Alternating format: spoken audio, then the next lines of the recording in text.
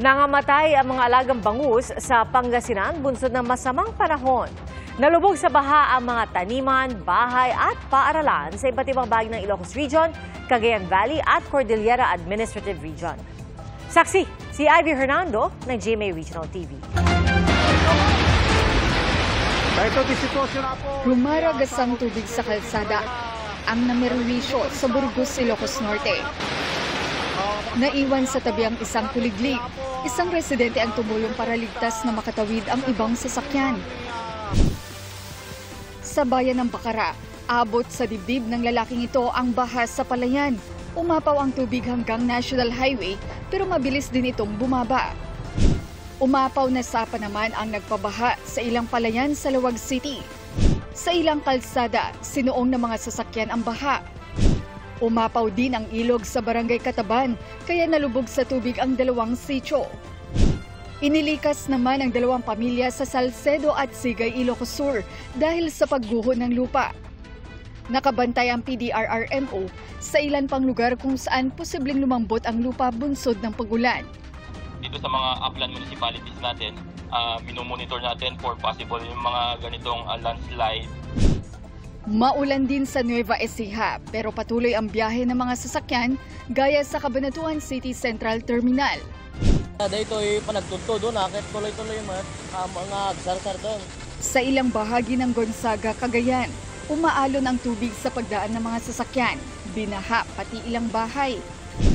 Umapaw din ang Pared River sa bayan ng Bagao, kaya hindi madaanan ang Bagunot Bridge. Nagbangka ang ilang residente, pero sakaling lumakas ang agos ng tubig, hindi muna papayagang bumiyahe ang mga bangkero ayon sa NDRRMO.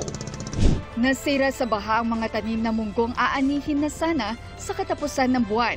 Ay wala na ma'am, dahil hindi pa hinugyan ma'am. Sayang talaga ma'am. Pinasok din ng tubig ang Libertad National High School sa Abulog. Nakataas ang no sailing at no fishing policy sa mga baybayin ng probinsya at patuloy na binabantayan ang mga ilog at coastal area. Pati sa ilang kalsada sa Baguio City, nagmistulang ilog ang baha. Inulan din ng malakas ang La Trinidad Benguet at nalubog sa tubig ang mga strawberry farm. Sinabayan ng high tide ang malakas na pagulan sa Dagupan City, Pangasinan.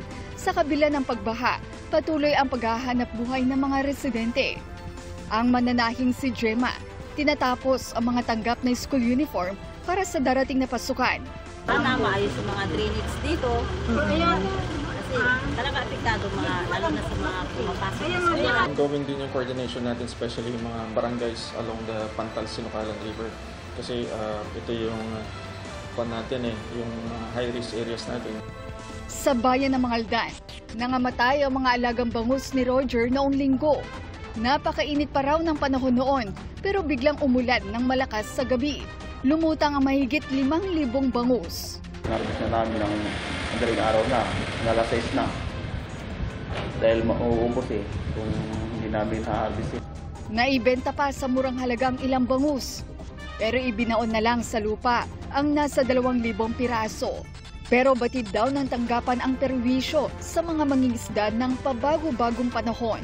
Bumaba raw kasi ang dissolved oxygen sa mga palaisdaan na nakakaapekto sa mga isda.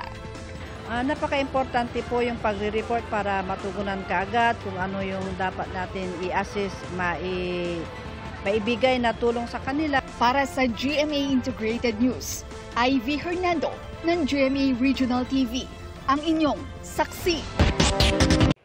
Mga kapuso, sama-sama tayong maging saksi. Mag-subscribe sa GMA Integrated News sa YouTube at para sa mga kapuso abroad, samahan niyo kami sa GMA Pinoy TV at sa www.gmanews.tv.